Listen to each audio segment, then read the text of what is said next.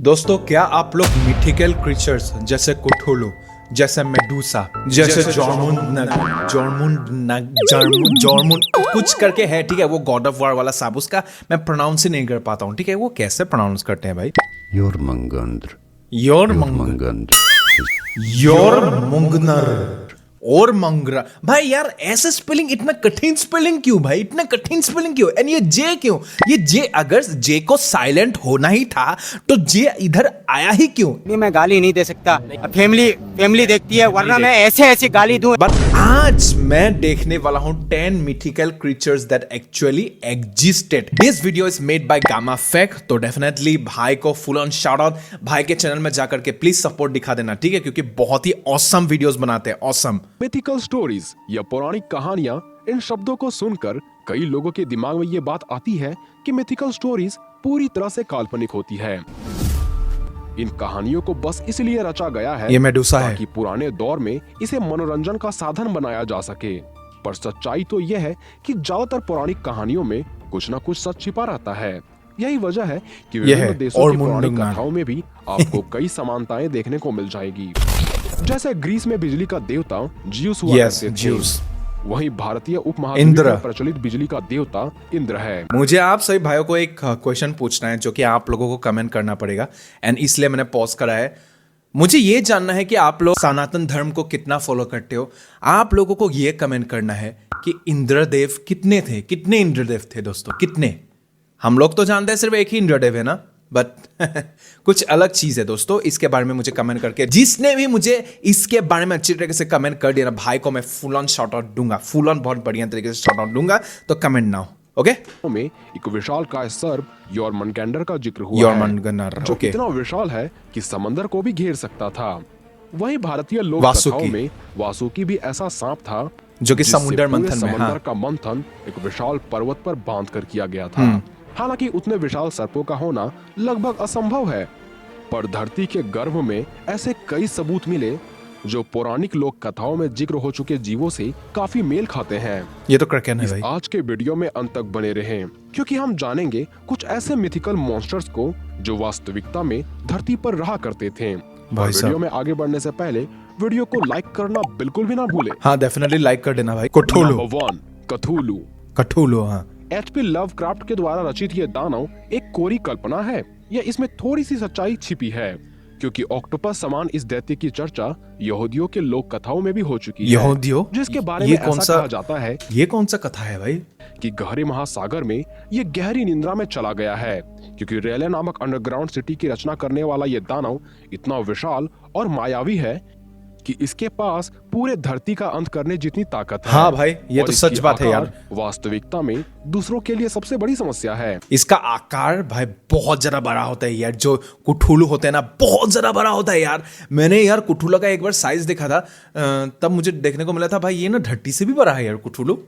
हालांकि जितनी आकार इसके बारे में बताया गया है वो सच तो नहीं हो सकता, पर क्रिटेशियस पीरियड में कथुलू के समान दिखने वाला सेफलोपोड पाए जाते थे, जिन्हें वैज्ञानिकों ने टूसोटियोथिस नाम दिया है। अच्छा, टूसोटियोथिस। कथुलू जैसा दिखने वाला यह जीव सिर्फ अपीयरेंस में ही कथुलू की तरह नहीं, बल्कि इसकी आकार भी 40 फीट जितनी होती थी। ओ भाई इस साहब, जीव के कई टेंटिकल्स पाए जाते एंड थे। इस जीव को मैंने कहां पर देखा था? ये आर्क सर्वाइवल इवॉल्व का ही यार एक गेम प्ले दिखा रहा है, ठीक है? यस, आर्क में देखा था दोस्तों। गहरे हिस्से में बिल्कुल अंधकार में रहना पसंद था। यस, वैसे इसमें इतनी ताकत नहीं थी कि यह धरती का अंत कर सके, पर धरती पर गिर रहे एक उल्का पिंड ने शायद इन जीवों को 6.5 करोड़ सालों पहले डायनासोर्स के साथ अंत कर दिया।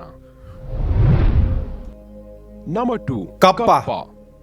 जापान के लोक कथाओं में जिक्र हो चुके कप्पा के बारे में ऐसा बताया जाता है कि जंगल में मौजूद नदियों पर बच्चों को लेकर के जाते जीवों का वास हुआ करता था जो दिखने में किसी टर्टल तथा मंकी फेस की तरह था।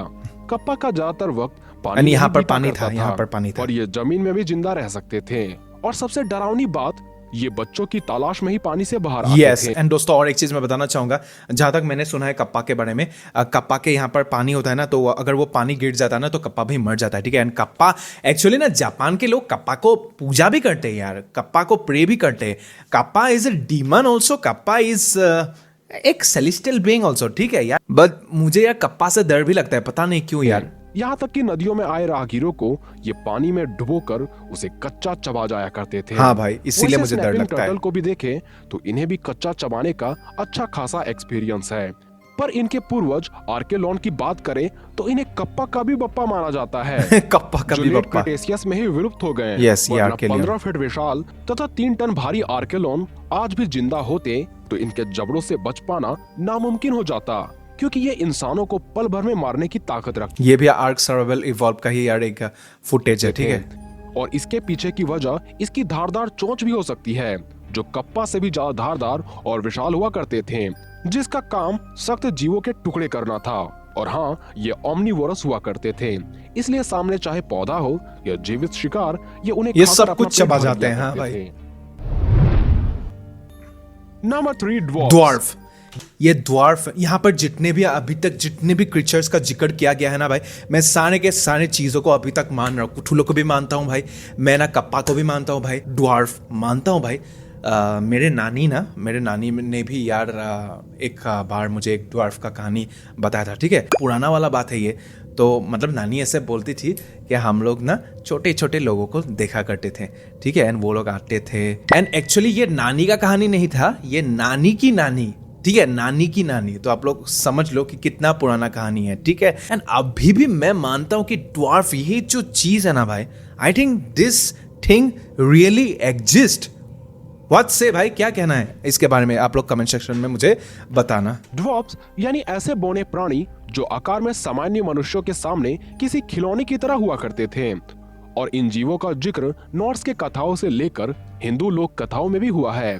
यहाँ तक कि ऋग्वेद में भी 60,000 ऐसे ऋषि की बात कही गई है जिन्हें वाल्खिल्य कहा जाता था, और ये आकार में किसी मनुष्य के अंगूठे जितना हुआ करते थे। क्या बात खैर, कर रहे हो आज भाई, से अंगूठे 50,000 जैसे? साल पहले ड्वार्फ्स हकीकत में हुआ करते थे। होमोसेपियंस के करीबी रिश्तेदार होमो फ्लोरोसियंसिस को इंसानों की सबसे छोटी नस्ल माना जाता था, क्योंकि इनमें अधिकतम लंबाई भी महज 3.5 फीट तक ही होती थी, जिनके कंकालों को इंडोनेशिया में मौजूद लियांगबुआ नामक गुफा में ढूंढा गया। देख रहे हो, और इसके विलुप्ति ये का ओरिजिनल कारण है। होमोसेपियंस यानी हमारे पूर्वज ही है। यति, नंबर 4, अच्छा, बिगफुट।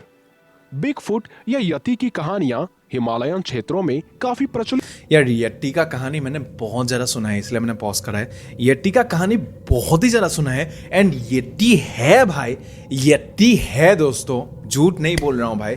एंड फिर से बोल रहा हूँ, जितने भी क्रीचर्स यहाँ पे दिखाए गए सारे के सारे हैं। मैंने ऐसे कुछ केस सुने हैं जहाँ पर माउंटेन ट्रेवल करने के लिए हिमालय गए थे, चढ़ाई करने के लिए, ठीक है। एंड वहाँ पर क्या होते थे कि कैंप में कभी कभार सो जाते थे, ठीक है, लोग, क्योंकि अंधेरे में कैसे ही क्लाइंब करेंगे, राइट। एंड देन रात में अजीबो गरीब से चीजें होते हैं। एंड एक बार तो मैंने सुना था, आई थिंक रणबीर अलावदिया के पॉडकास्ट में ही मैंने सुना था, एक जन, उनका नाम मैं भूल गया, ठीक है, पर उन्होंने जिक्र किया था, पंडित जी आए, ठीक है, पंडित जी आकर के कुछ जड़ी बूटी जैसे चीज दिए उनको टेस्ट करने के लिए, मतलब रात को सोने के लिए, ऐसा ही कुछ कहानी था। एंड देन उन्होंने देखा एक विशालकाय इंसान और एक मंकी के शेप में एक बहुत बड़ा, ऑलमोस्ट 8-9 फुट का था, वो उस केव के अंदर घुसा था। ऐसे एक कहानी था, आप लोग चेक कर सकते हो, रणबीर अलावदिया का एक पॉडकास्ट है, मैं लिंक दे दूंगा, ठीक है, डिस्क्रिप्शन में लिंक दे दूंगा। है। इनके स्वरूप को लेकर ऐसा माना जाता है कि ये 10 से 15 फुट के चलते फिरते रीछ की तरह दिखते थे। वैसे बिगफुट जैसे ही जीव की कहानियां हिंदू माइथोलॉजी में भी बताई हाँ। गई है, जिन्हें जामवंत के नाम से भी जाना जामवंत, जाता था, yes। जिसे चिरंजीवी यानी अमर माना जाता है। बहुत ज्यादा स्ट्रांग और थे। इन्हीं के जैसे दिखने वाले बड़े पैरों वाले रीछ को बर्फीले पहाड़ों में आज भी देखे जाने का दावा किया जाता है। यहाँ तक कि अमेरिका में भी साल 1967 में कुछ इसी तरह के दिखने वाले जीव की वीडियो भी बनाई गई थी, जिन्हें लोग एडिटेड भी मानते हैं। पर आज से 37 लाख साल पहले कैमरा का आविष्कार हो जाता तो शायद एडिट करने की आवश्यकता भी नहीं पड़ती, क्योंकि अफ्रीकन सही है। कॉन्टिनेंट में इंसानों की तरह चलने वाले तथा रीछ की तरह दिखने वाले जीव ऑस्ट्रेलोपिथिकस एक वास्तविकता थे, जिनमें ताकत तो इतनी थी कि ये गोरिल्ला तक को मात दे दे, पर वक्त के साथ कम दिमाग ने इन्हें विलुप्त कर दिया। Number 5, giant giant snake. Snake. विशाल सांपों को लेकर कई लोक कथाएं बनाई जा चुकी है, चाहे वो नॉर्स के कथाओं का योरमंगेंडर हो, इजिप्ट की माइथोलॉजी का अपोफिस हो, या हिंदू लोक कथाओं का वासुकी हो। वैसे यार हिंदू माइथोलॉजी में और एक है वासुकी जी का भाई, ठीक है, आई थिंक बड़ा भाई शेषनाग, एंड शेषनाग आप लोग तो जानते ही हो शेषनाग, विष्णु जी तो फिर शेषनाग के ऊपर ही निंद्रा अवस्था में जाते हैं, राइट? शेषनाग के ऊपर ही बहते रहते हैं। Yes, Sheshnag and Vasuki both are equally strong, but मैंने सुना है शेषनाग जी ना थोड़ा सा ज्यादा स्ट्रांग है वासुकी जी से, ठीक है? बाकी आप लोग का इस पे क्या कहना है डेफिनेटली कमेंट सेक्शन में बताना। में एक समानता पाई जाती है इनके विशालकाय स्वरूप होने की। इन सर्पों में इतनी ताकत होती थी कि देवता भी इन्हें देखकर डर जाए। पर वास्तविकता में भी विशालकाय सांपों का धरती पर वास हुआ करता था। टाइटन बोआ, चाहे हम yes. बात टाइटनोबोआ तथा वासुकी इंडिकस की ही क्यों न कर ले। हाँ, वासुकी एक ओर इंडिकस जो जहाँ recently टाइटनोबोआ पाया था। आकार में 42 फीट के हुआ करते थे, वहीं वासुकी इंडिकस 50 फीट के एक मॉन्स्टर से कम नहीं थे। 50 क्योंकि ये फुट चाले भाई। तो 2-3 इंसानों को तो एक बार में ही खा जाए। और तो और ये अपने काल के एपेक्स प्रेडेटर हुआ करते थे। इसके सामने चाहे डायनासोर ही क्यों ना आ जाए, ये उन पर अपनी कुंडली बनाकर उसका भी दम घोटकर मारने की ताकत रखते थे। नंबर फनरियर। 6, फेनरियर। भाई ये तो नॉर्स माइथोलॉजी नॉर्स का की है। लोक कथाओं में Yes. फेनरियर नामक भेड़िए का जिक्र हो चुका है। हेला जिसे का लोकी वाहन। की संतान तथा वोल सरपेंट यॉर्मंगेंडर का भाई माना गया है, जो आकार में विशाल होने के साथ साथ किसी को भी मारने की ताकत रखते थे। और आज से 10,000 साल पहले आइस एज के दौरान फेनरियर जैसे भेड़िए वास्तविकता में सैकड़ों की संख्या में घुमा करते थे। हम बात कर रहे हैं डायर वुल्फ की, Yes, जिन्हें dire इतिहास wolf. से लेकर आधुनिक युग तक का सबसे विशाल भेड़िया माना गया है, जो आकार में भले ही 4 से 5 फीट के होते थे, पर ये मिलकर विशाल वुल्ली मैमथ तक का शिकार कर लिया करते थे। इसलिए बट फनरियर एंड डायर वुल्फ ये दोनों डिफरेंट चीज है, ठीक है? फनरियर इज नॉर्स माइथोलॉजिस्ट क्रीचर, बहुत ही बड़े होते थे भाई, बहुत ज्यादा बड़े होते थे। एंड फनरियर को हम लोगों ने देखा था, कहां पर देखा था? आप लोग याद करो, कौन से सीन पर देखा था? हल्क वर्सेस फनरियर हुआ था ना भाई, यस, थॉर वाले फिल्म में देखा था। आज के आधुनिक शेरों को मारने में भी इन्हें ज्यादा वक्त नहीं लगता, क्योंकि शेर भी मैमथ के वंशज हाथियों से उलझना पसंद नहीं करते। पर डायर वुल्फ मैमथ के विलुप्त होने के बाद ही विलुप्त हुए। ड्रैगन। Number 7, dragon.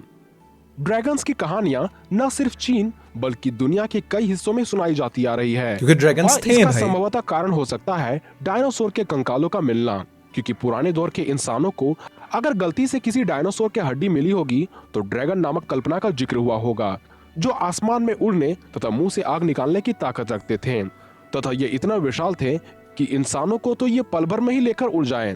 खैर, मुंह से आग निकालने वाली बात को छोड़ दे तो आज से 6.5 करोड़ साल पहले क्वेट्ज़लकोटलस नामक जीव दुनिया का सबसे बड़ा उड़ने वाला जीव भाई वास्तव एक चीज मैं बताऊं, ये जो क्वेट्ज़ल है भाई, ये ड्रैगन कंपैरिजन में भी नहीं आता भाई। एंड मैंने इसलिए रोका, मैंने कुछ ऐसे साइटिंग्स देखे हैं ना, वो रियल है कि नहीं पता नहीं। आजकल तो अगर कुछ रियल चीजें भी देखने को मिल जाता है ना, तो लोग इसको एडिटेड बना लेते हैं। एंड गवर्नमेंट, स्पेशली ये गवर्नमेंट ही ये करता है कि एडिटेड बोल देते हैं। एंड हम लोग ये मान लेते हैं कि हाँ एडिटेड है भाई।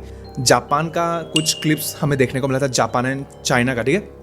वहाँ पर रियल ड्रैगन साइटिंग्स हमें देखने को मिल रहे हैं, ठीक है? तो अगर वो वाला वीडियो चाहिए तो आप लोग कमेंट करो कि भाई आप ना ड्रैगन वाला वीडियो लेकर के आओ, तो मैं कल ही लेकर के आऊँगा, ठीक है? अब चलो देखते हैं भाई। And anyways, quetzal and dragon का कोई कंपैरिजन है ही नहीं। क्वेट्ज़ल एक विशालकाय डायनासोर पक्षी था जो कि था भाई, बट वो पक्षी था। एंड ड्रैगन इज समथिंग अलग चीज भाई। वास्तविकता में पाए जाते थे।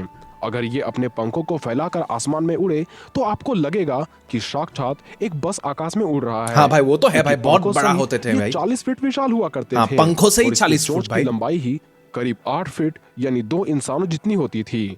इसलिए इंसानों को अगवा करना बस इसके चोंच का ही काम देख था। रहे हो भाई, क्वेट्ज़ल कितना बड़ा था यार। लॉकनेस मॉन्स्टर। मॉन्स्टर वाटर हॉर्स के नाम से मशहूर लॉचनेस मॉन्स्टर के किस्से स्कॉटलैंड के लॉचनेस नामक झील के आसपास। फिर से पॉज करके बताना चाहूंगा यार, लॉकनेस मॉन्स्टर जो है ये काल्पनिक है नहीं, कोई मिथिकल क्रीचर है नहीं भाई। ये एक डायनासोर का प्रजाति है। लॉकनेस नामक एक जगह है, वहां पर इस मॉन्स्टर को अभी भी देखते हैं, ऐसा बोलते हैं लोग। एंड मैं भी मानता हूं कि हो सकता है, देख सकते हैं भाई। बहुत सारे क्लिप्स हैं 200 साल लॉकनेस पहले शुरू मॉन्स्टर हुई के, थी। ठीक है? क्योंकि उस वक्त के कई लोगों ने झील में मौजूद एक लंबी गर्दन वाले मॉन्स्टर को देखे जाने का दावा किया। यहाँ तक कि ये कहानी इतनी प्रसिद्ध हुई कि इस पर एक मूवी भी बन चुकी है। पर आज की दुनिया में इस जैसे जीव की सच्चाई को किसी मजाक से कम नहीं माना जाएगा।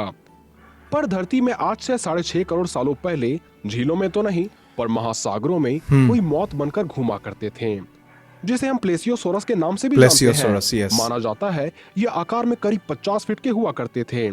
यहाँ तक कि इसके गर्दन की ही लंबाई की बात कर ले तो ये 5 इंसानों के बराबर थी। मतलब इस इतना बड़ा हिसाब था से यार। ये लॉच नेस मॉन्स्टर से भी काफी विशाल है और कहीं ना कहीं उससे भी खूंखार। बट दोनों सेम ही है आफ्टर ऑल। नंबर 9, मैपिंगुआरी।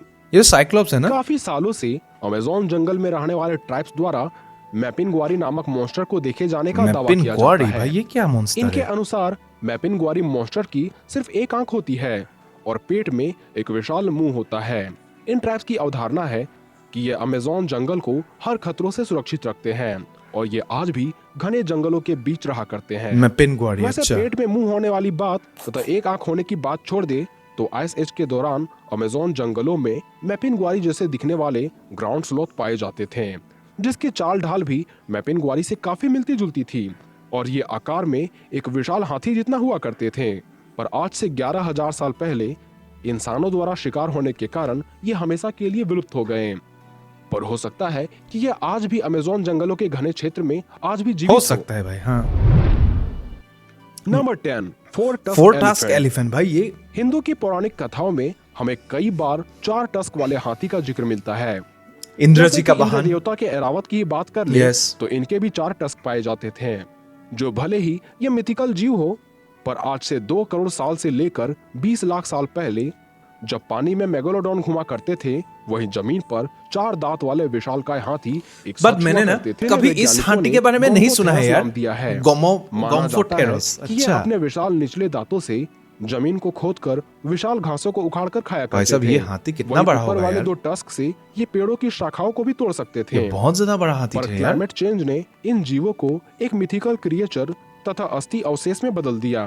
खैर, आप वीडियो को लाइक करके लाइक का कलर जरूर बदल सकते हो और कमेंट करके अपनी राय लिख सकते हो। तो दोस्तों, आप लोगों को आज का ये एपिसोड कैसा लगा डेफिनेटली कमेंट सेक्शन में बताना, ठीक है? मुझे तो काफी अच्छा लगा दोस्तों। 10 mythical creatures that actually existed. तो आप लोगों का इस वीडियो के ऊपर क्या मानना है, कौन सा क्रीचर पे आप लोग सबसे ज्यादा बिलीव करते हो, वो भी आप लोग कमेंट कर देना। एंड अगर आप लोग मेरे वीडियोस को पसंद कर रहे हो तो प्लीज सब्सक्राइब जरूर से कर देना, थोड़ा सा सपोर्ट मिलेगा तो बहुत ज्यादा अच्छा लगता है यार। तो मिलते हैं अगले एपिसोड में, ठीक है? Bye bye, sayonara, lots of love to you दोस्तों, अच्छे से रहो, बाय।